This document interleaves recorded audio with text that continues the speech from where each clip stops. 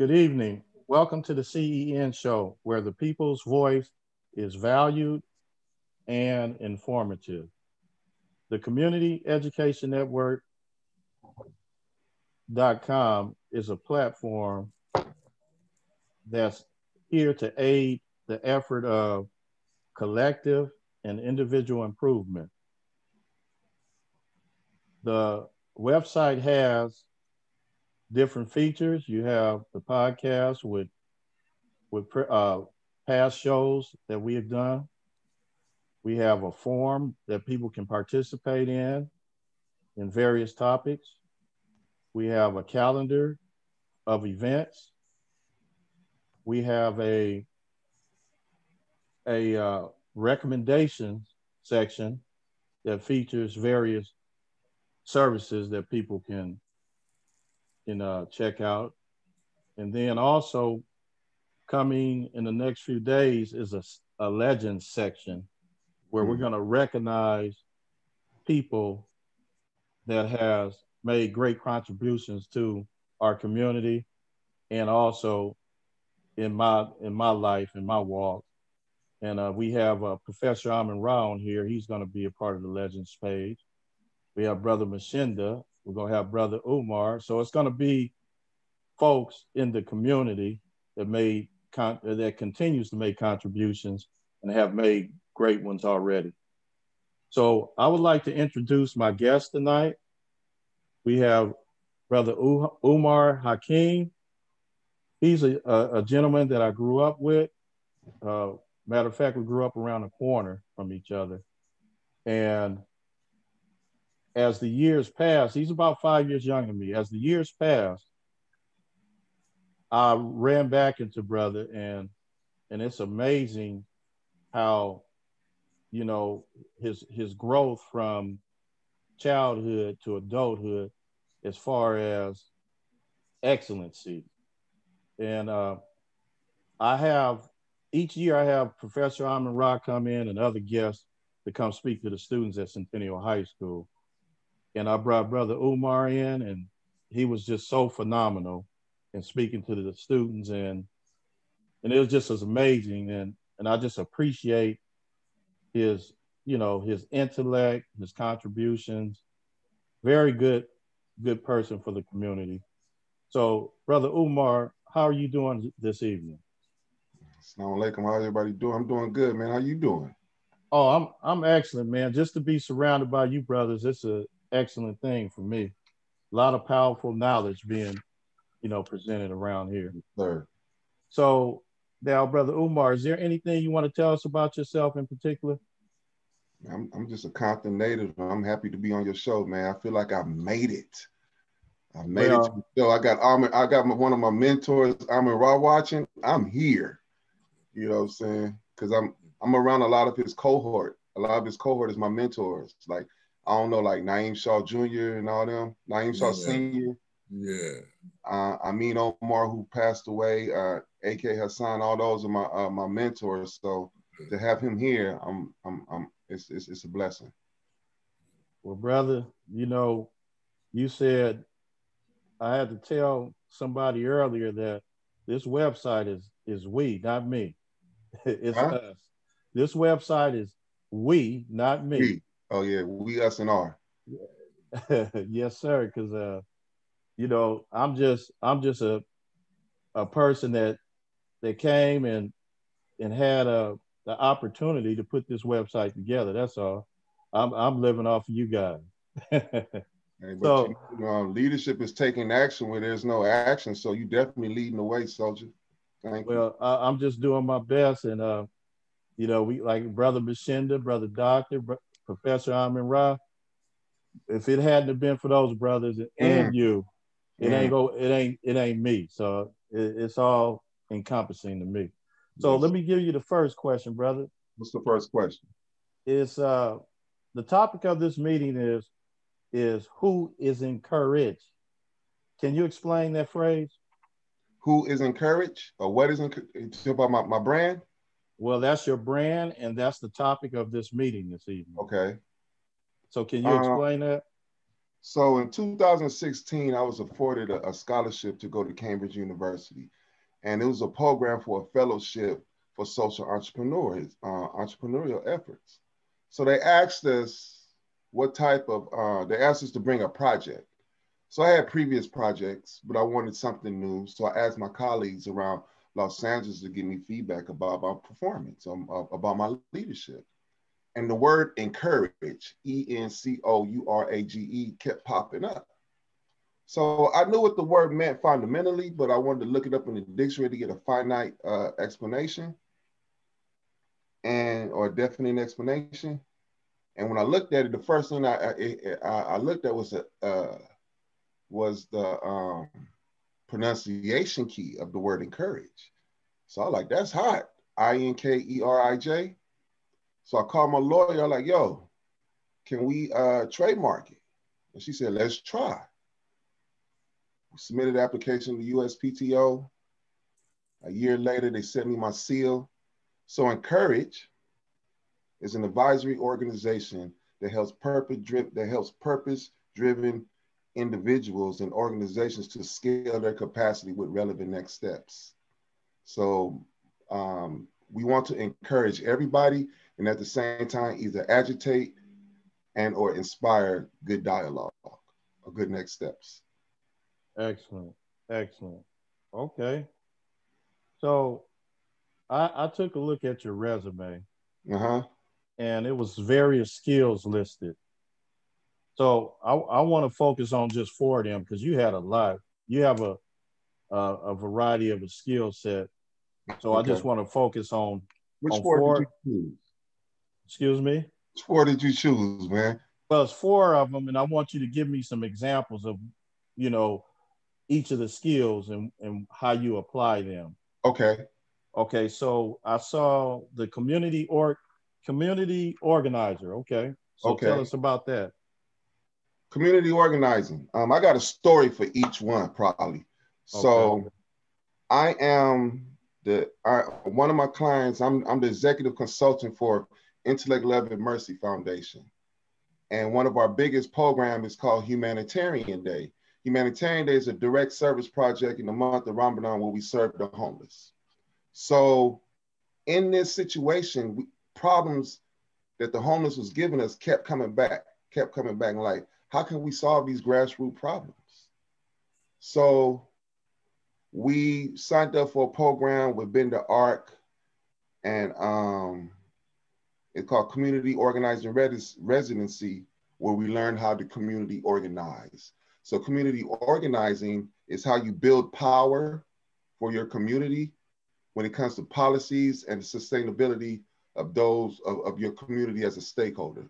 So the title, me as a community organizer, we strategically look at policies, we strategically look at issues that affect our community, and then we build power by mobilizing the community, providing education around this issue and teaching them. So uh, one of our first situations was with LA Voice was the responsible banking order in Los Angeles, where a lot of people were qualifying for home loans and or small business loans. So we organized around that and with LA Voice and the Muslim community, and it was able to get passed. So we passed a policy called responsible banking order.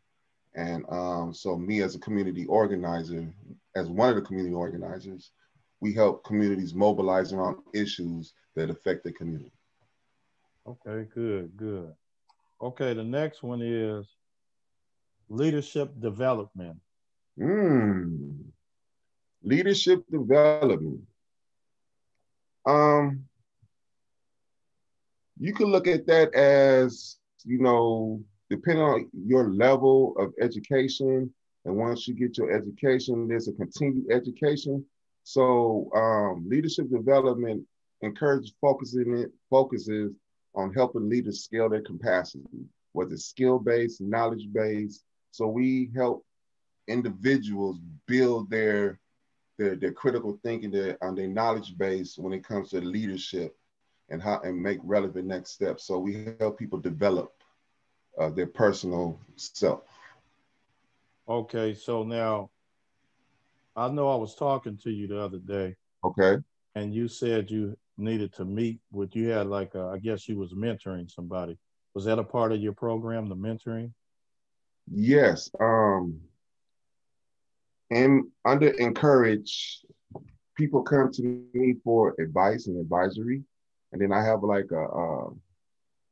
it could be chopped down into 2 hours. It could be chopped down into 5 days course that individuals subscribe to, and we meet like this on Zoom, and we go through some steps to help them identify who they are inwardly, and then we bring those to the top, and all towards building a vision, a personal vision statement for them. Okay, so that in that particular instances, it wasn't affiliated with the leadership development. Yeah, it's Oh, all part of a leadership development because if you're able to see where you're going by creating a vision statement, then that's going to give you your mission. So a lot of people want to come. So a lot of people approach me, say, "Hey, I want to redevelop my leadership.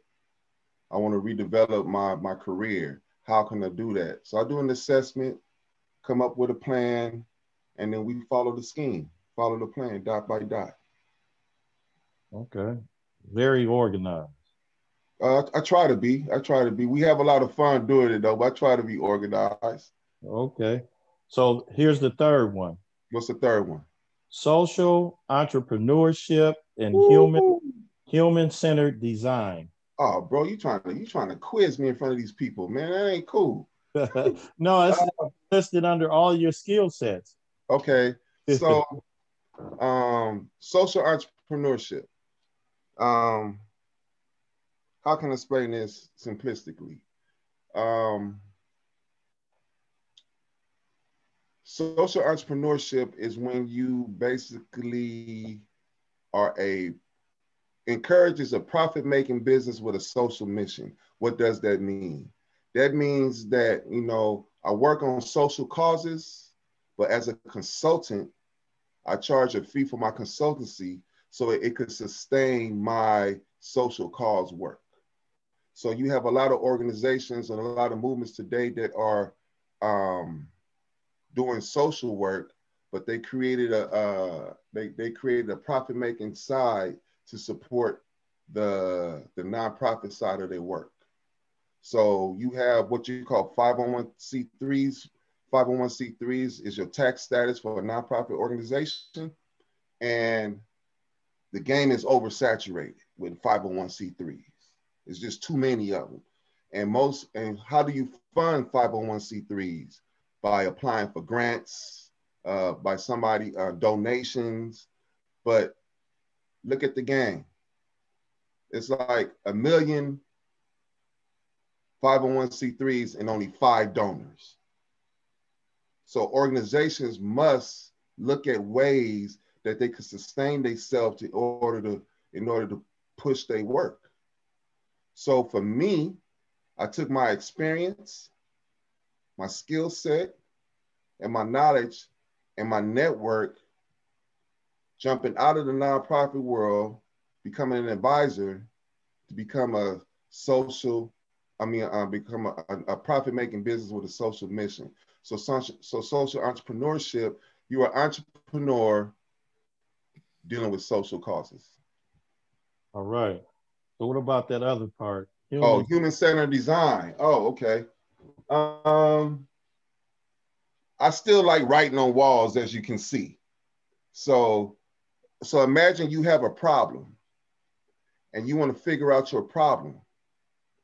So you kind of reverse engineer the problem so the end user can understand, so you could get how the end user feel. So it's this process called design thinking. Design thinking helps you figure out complex problems. It has 5 stages. And in these 5 stages, it's like reverse engineering a problem so you can find out how the user want to use your product. Then you emphasize on it, you define it, you ideate it, you prototype it, and then you test it. So human-centered design is trying to figure out problem statements on how to better serve your community or mankind itself. So a lot of companies use this process called design thinking, like your I don't want to drop no names, but like your big commercial brand companies, they do these think tanks and post all these stickers on the wall and try to figure out how the end user want to better appreciate their product. So you don't want to swim in a red ocean, you want to be able to swim in a blue ocean theory. So design thinking is a way to figure out complex problems, and human-centered design comes out of design thinking to figure out problems for society. Okay. Okay. Now the What drew last, you to that? excuse me. I said, what drew you to that? Well, I was like I said, I was looking through your Okay. skill set on your resume. And Okay. I wanted to see how, how did you apply these skills? And I needed examples of those skills. Okay. So let me tell you this. Uh, So there's a story too. In Santa Ana, we served the homeless. When we were serving the homeless consistently in Santa Ana for like 10 years, but the city of Santa Ana was getting really bureaucratic on how we doing it. They don't want us to. At one time in Orange County, you got this thing called NIMBY, not in my backyard. People was protesting or having homeless in their backyard. So they didn't want us going to the people serving or setting up in the civic center serving. So we had to figure out how to still serve the homeless in Santa Ana. So we use human-centered design to apply a new strategy.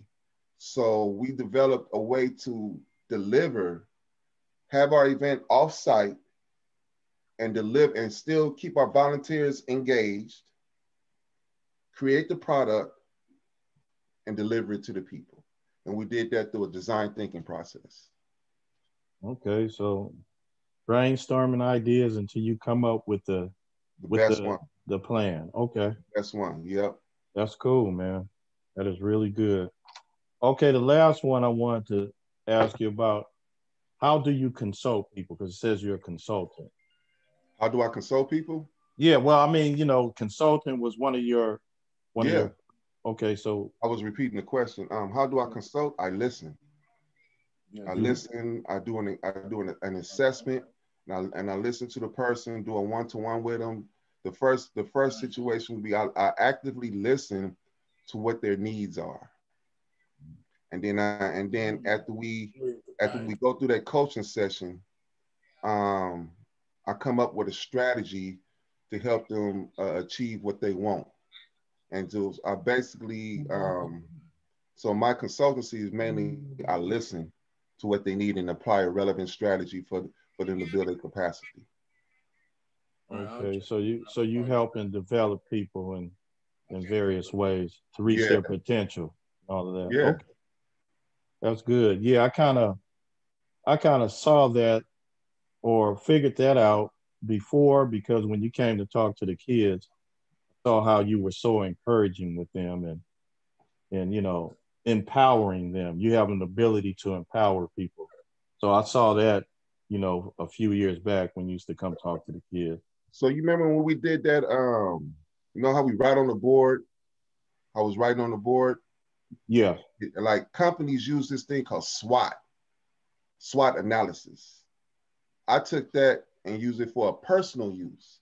So a person could actually use a SWOT analysis. SWOT is an acronym for strength, weaknesses, opportunities, threats, and trends. And you divide it into categories and you list it, you chart it down. So once you do that, lay that out, it kind of points you in a direction. So we do a lot of that stuff, a lot of the stuff you see in the back of me, we write on walls and trying to figure it out. Okay. Well, that's good, man. That's very active. It's everybody's using their energy towards a common cause. That's great.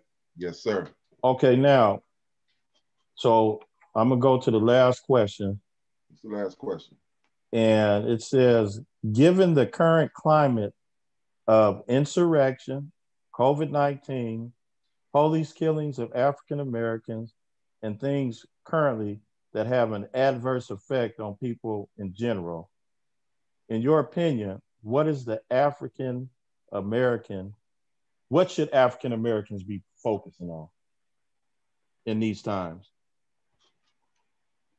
I think at the answering that question, um, us as African Americans, if you consider yourself African American, Black, Moor, whoever, we should be focused on the sanctity of life and our value in it. You know, because when I say values, we have to create, and you heard this a lot during this past election with Cube and Killer Mike. We have to create, we have to finally come to a common cause of a common ground of who we are, no matter what sector of life you occupy, and come up with an agenda that's a win-win situation for us all that reflects our values. So I feel that we have to stop getting caught up in the pop culture world and focus on who we are as a people. For me, in my faith tradition, I consider myself the son of Adam, and I was born a winner already by coming through the canal of my mom and reaching this life. So we have to really focus on the sanctity of life and how valuable it is, and translate that message to bring back to give us back our power. Okay.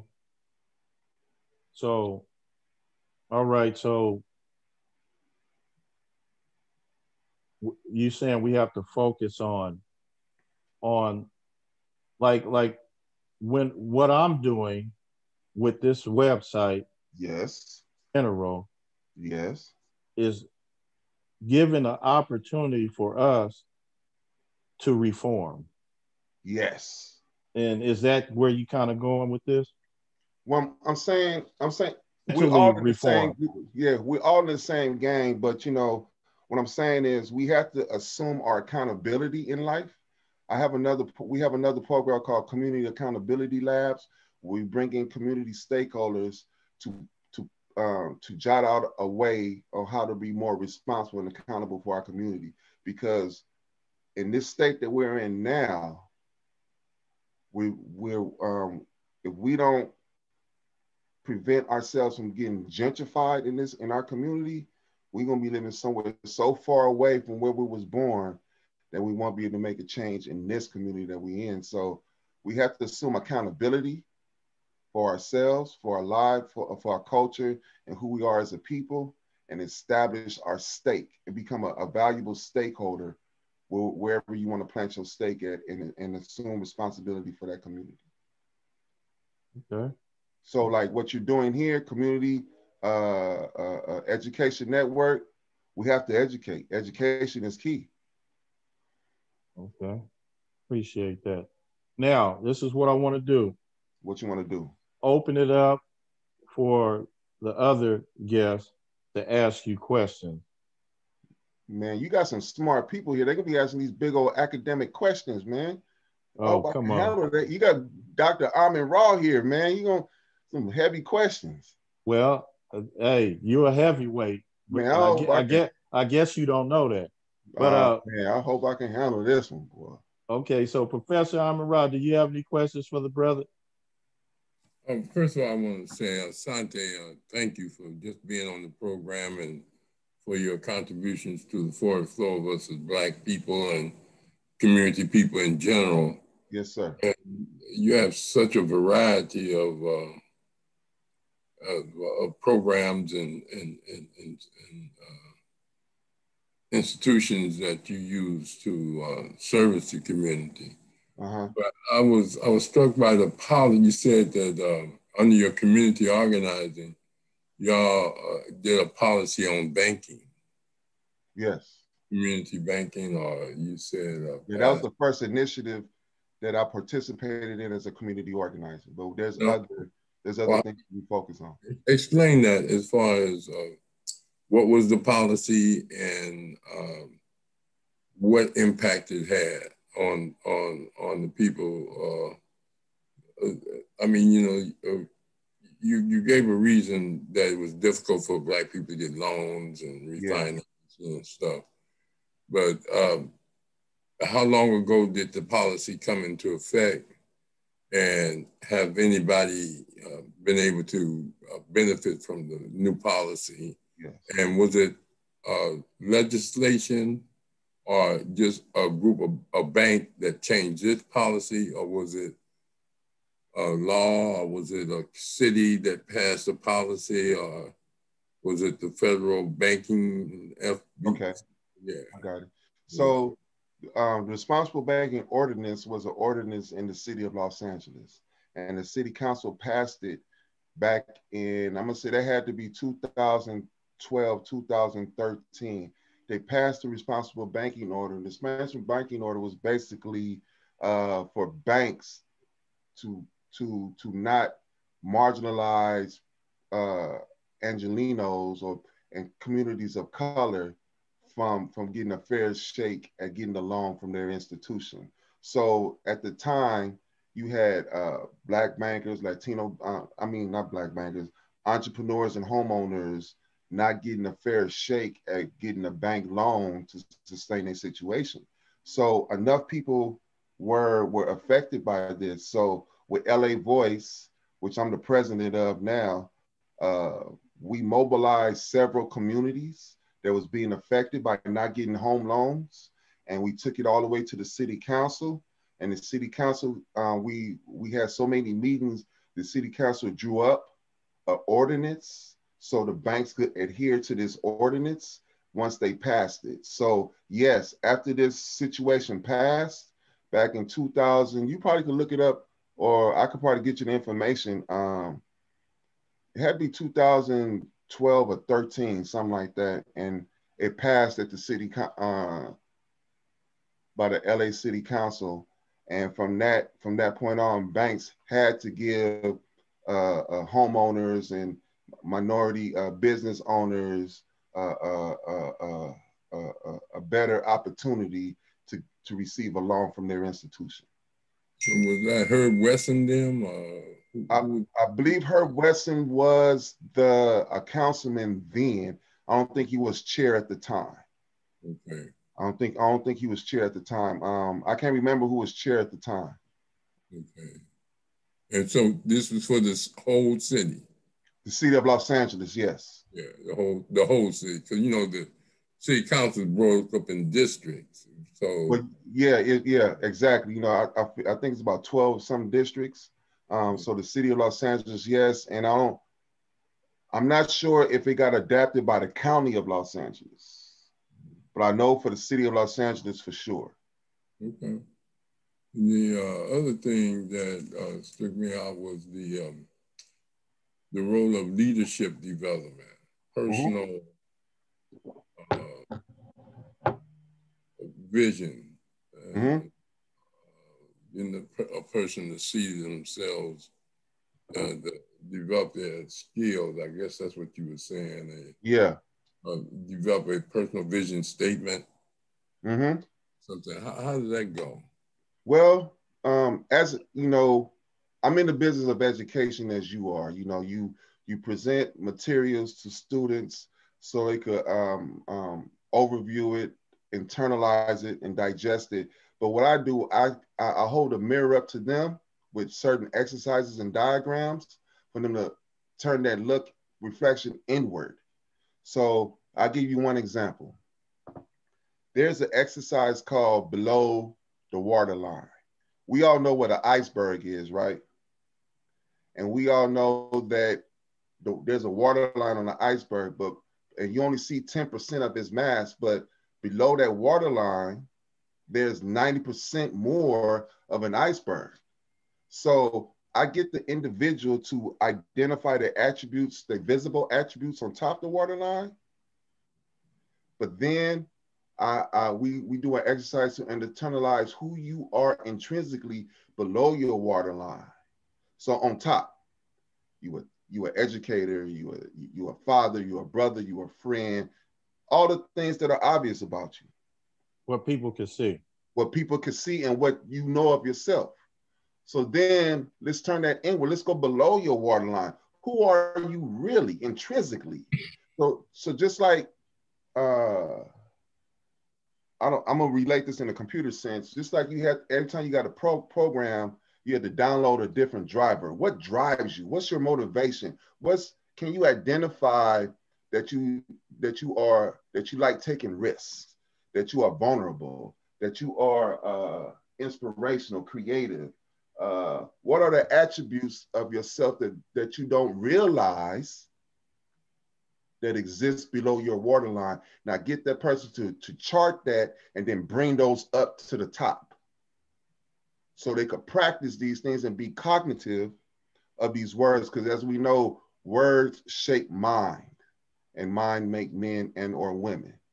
You see what I'm saying? Steel sharpens steel. So once we are aware of who we are intrinsically or inwardly, we have new attributes and insights to practice who we are and who we would like to become. So it's like your world as is, and you bringing up your world as it should be. Introspection. Yes, sir. What I was asking is, do you offer this as a class, and do they have to go to your website if someone was interested? I offer it as a training. We do one-to-ones, or I could do a group situation. Before COVID, I was doing group situations. You was contracting with whomever groups, and so people contact me through my website on the Let's Talk button. I just say send me a simple inquiry. Depending on your, I'll assess your time and how and what you want to identify and create a plan around that, and we go from there. Can you give us that information, the website information? The website is inkerij.net. Okay. .net. You know, it's a very simple situation. Just send me an email. Let's talk, and go from there. I have no forms on there, but the website is self-explanatory to tell you everything about. I got examples of programs and opportunities that we've created. And then I wanted to ask you about the sanctity of life and son of Adam. Okay.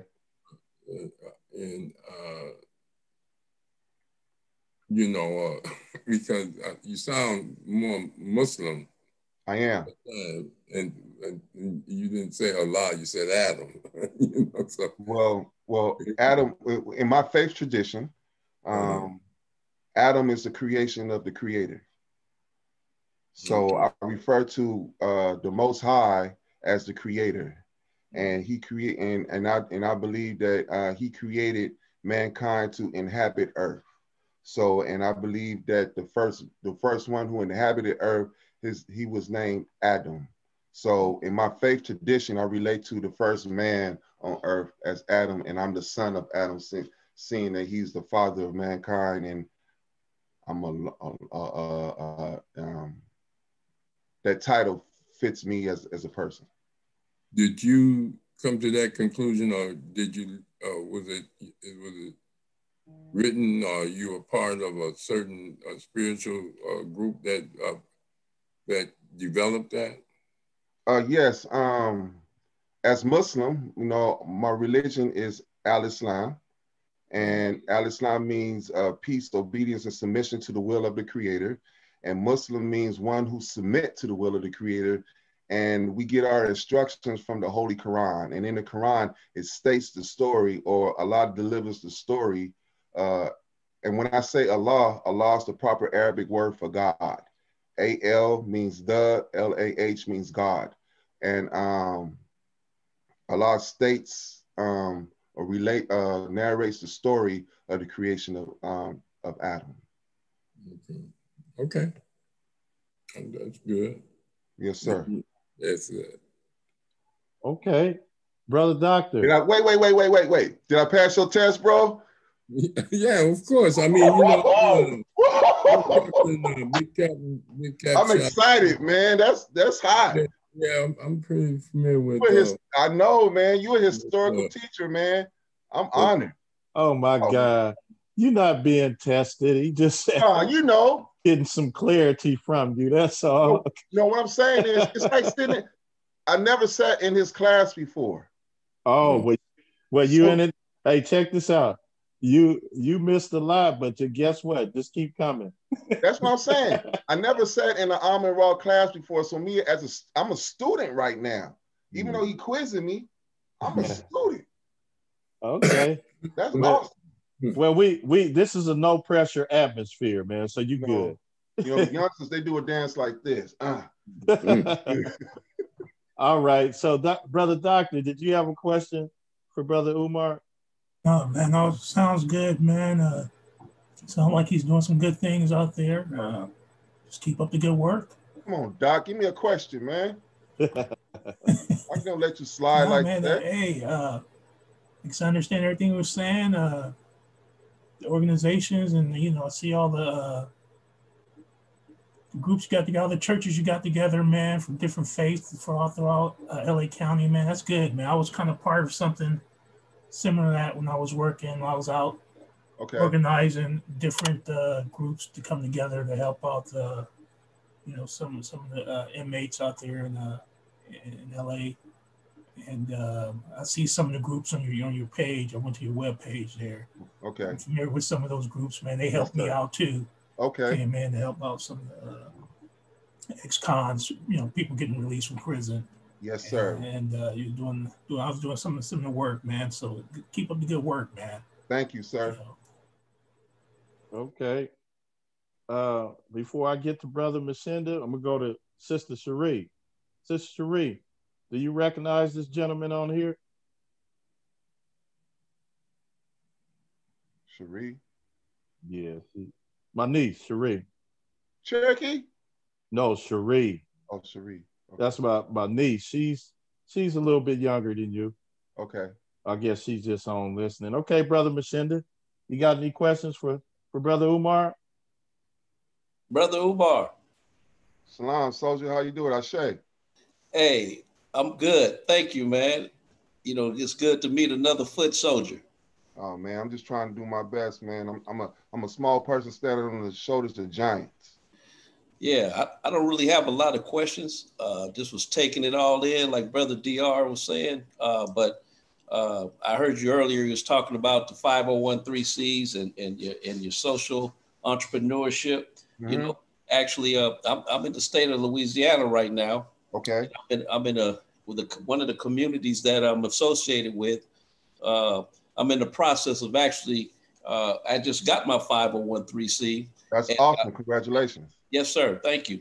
And it's in its infancy in terms of what we're trying to promote, but it's basically along the same lines. Being on the front line, trying to resurrect some minds. To the best of our ability. Got an educational and a criminal justice background, which is enabled me to give me some insight on a lot of issues. And I grew up on Palmer Street, and so that helped me out a whole lot in terms of just understanding people. Everything wasn't bad, a lot of good, but it's all about taking those life experiences and those skill sets. And like I say, I've been in motion for a good while, but I just appreciate you, man. Just thank you, man. Just hearing you, your energy is off the charts. I like your energy, and that's what it takes. It appears that you have great insight on what you're doing, and I'm gonna have to check out your website, and I'd like to talk to you more because, like I said, one of the communities that I'm affiliated with, like you mentioned, it appears I look at life as cup half full, and so a community appears to be dying. But at the same time, I see that there's life still. You know what I mean? I recognize that, hey, there's kids, and there's even adults, and whatever's there, I like to, remind them that this is your community. And so my wife and I, that's what we're embarking upon. And we're taking on this challenge. We full-time workers, again, doing what we do. But I just, acquired a little spot to where, a lot of good things are going to be happening for the community. So I like to get, with you on, because I like your insight. I mean, and you can kind of give me insight because again, like I say, two heads are better than one, Yeah. yeah, definitely is power in numbers. So as far as your 501c3, establish that. But also think about a line of income that you could attach to that. Right.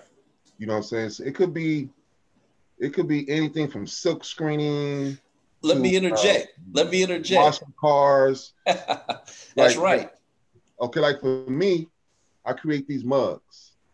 I create these shirts. I have like a line of shirts that I sell, and that has helped me establish. I started in the red, now I'm in the black. You know what I'm saying? And then with the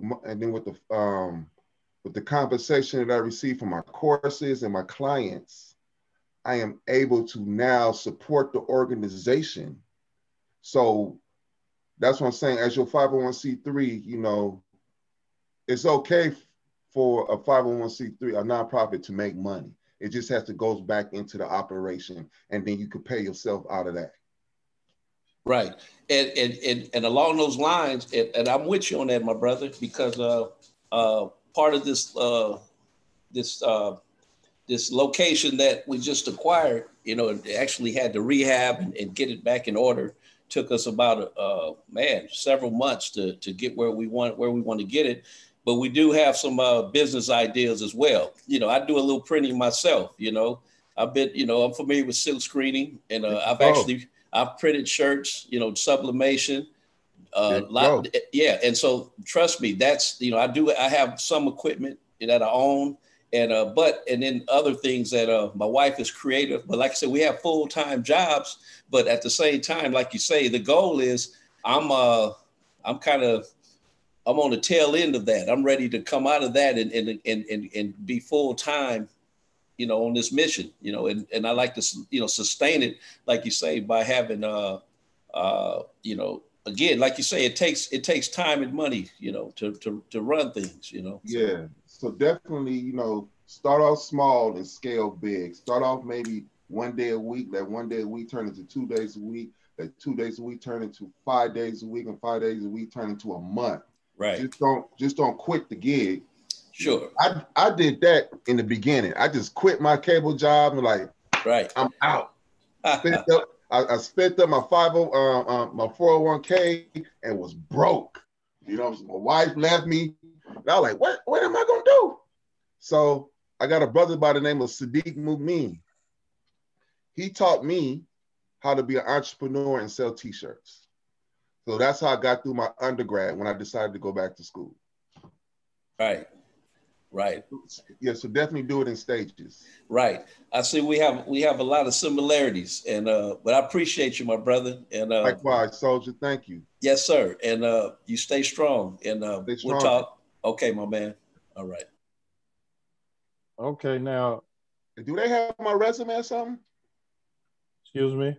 I said, did you share my resume with them or something?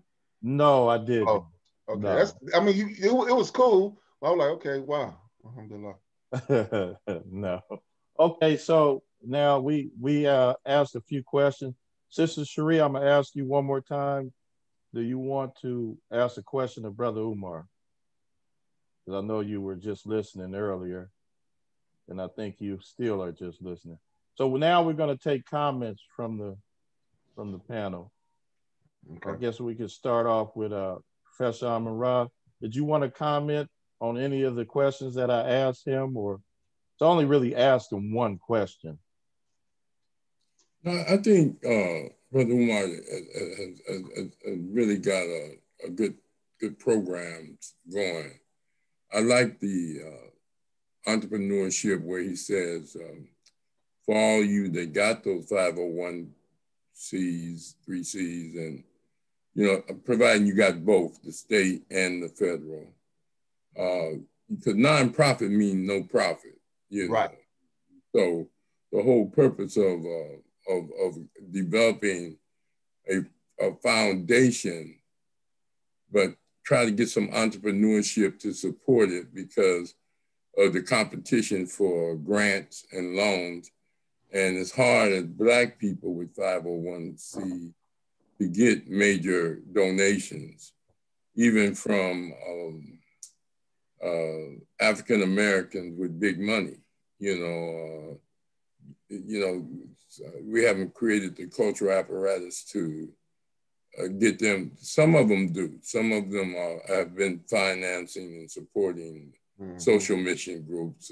Black Lives Matter has been getting a lot of money from white corporations now.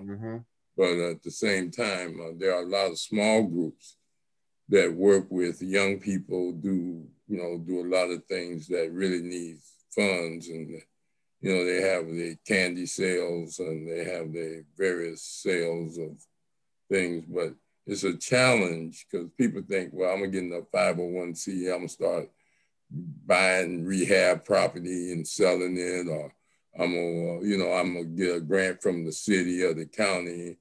And until you establish yourself as one, that you know how to handle money and handle a grant, that you have a bank account and that you have a history and that you have a board that's respected. There and you go. Keep up with your minutes and your minutes and all of that stuff, because running a 501c is very challenging if you don't have staff, to keep your records and stuff, especially when you want to renew every year and get your taxes right, if you have any money.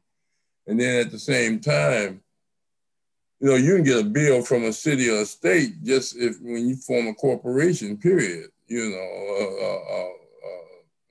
But the point is that it's good to have someone that you can go to get you some understanding of how to get your program off the ground and keep your social mission.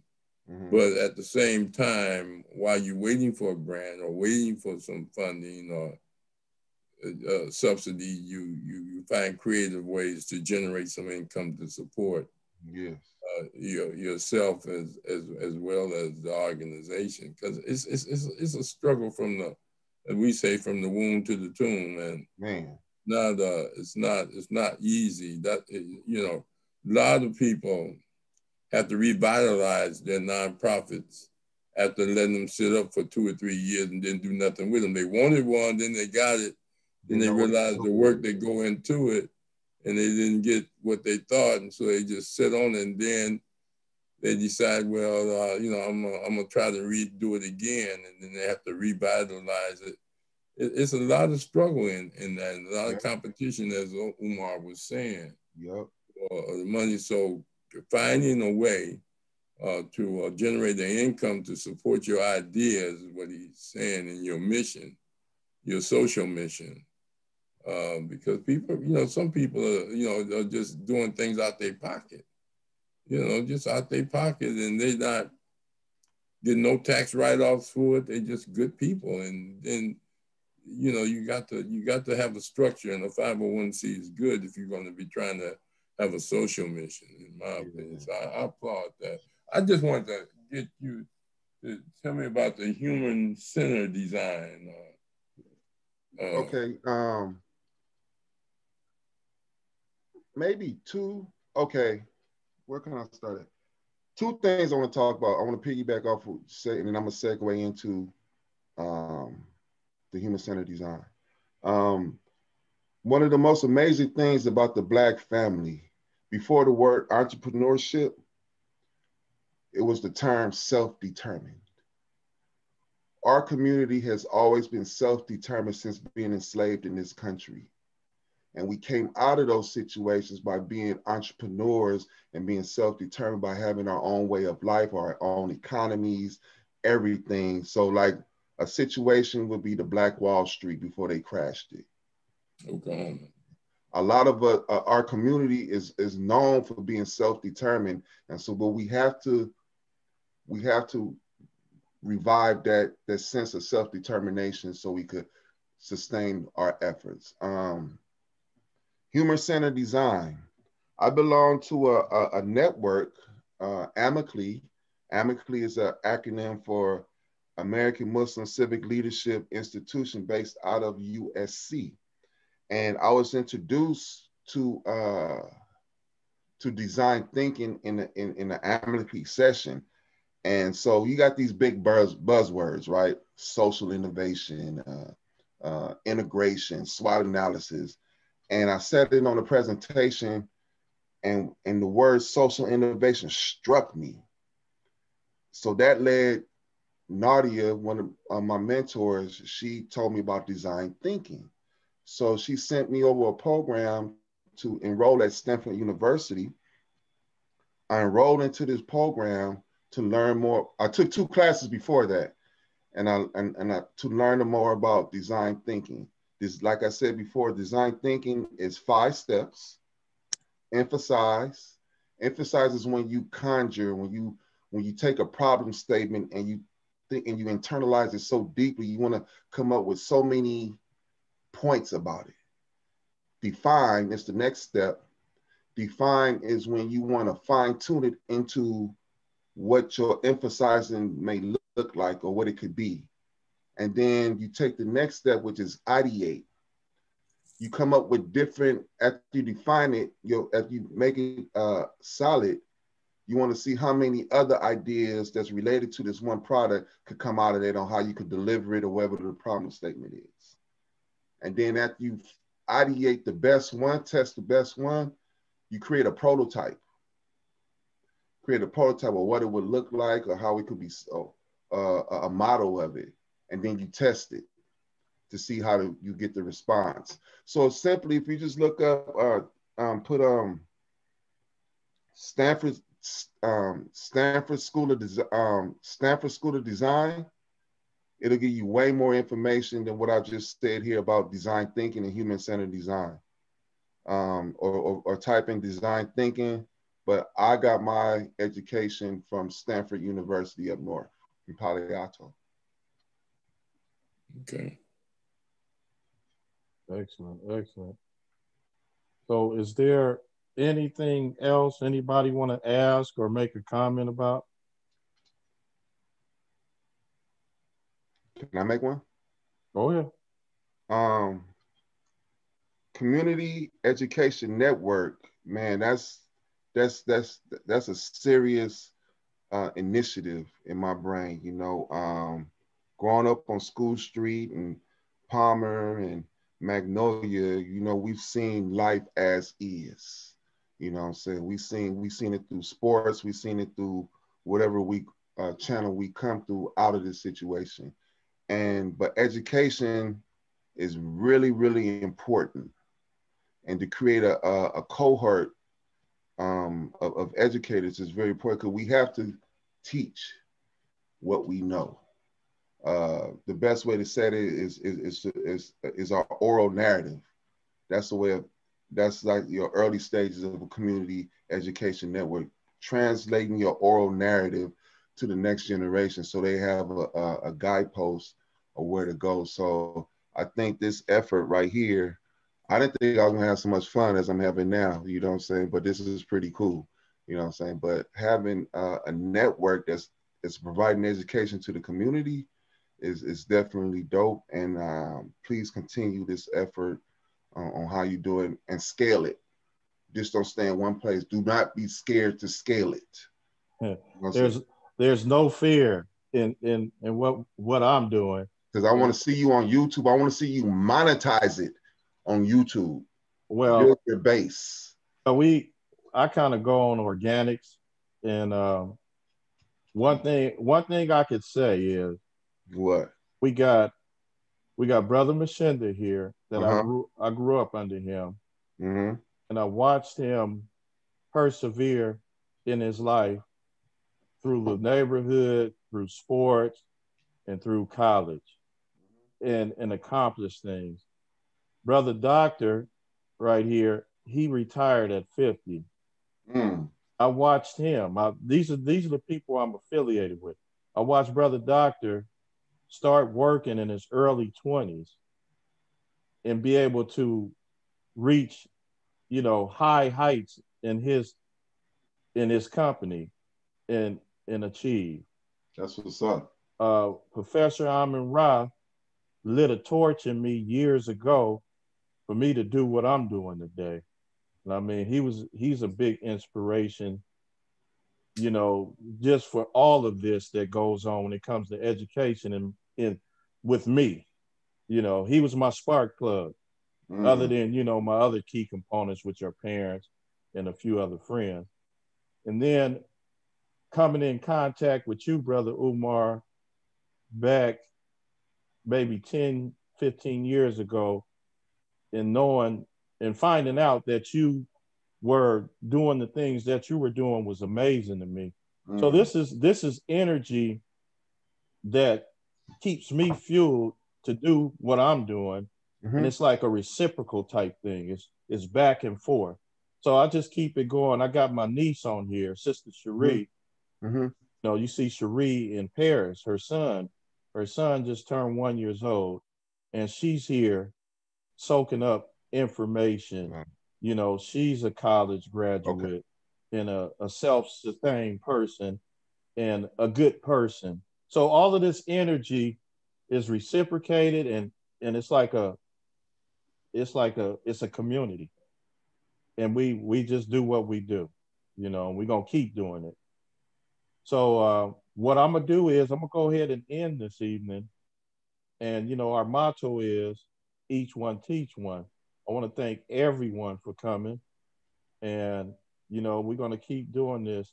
Next week, we're gonna have Professor Umar back in the forefront, and we're gonna discuss the responsibilities of Black politicians. Is that it, Professor Umar?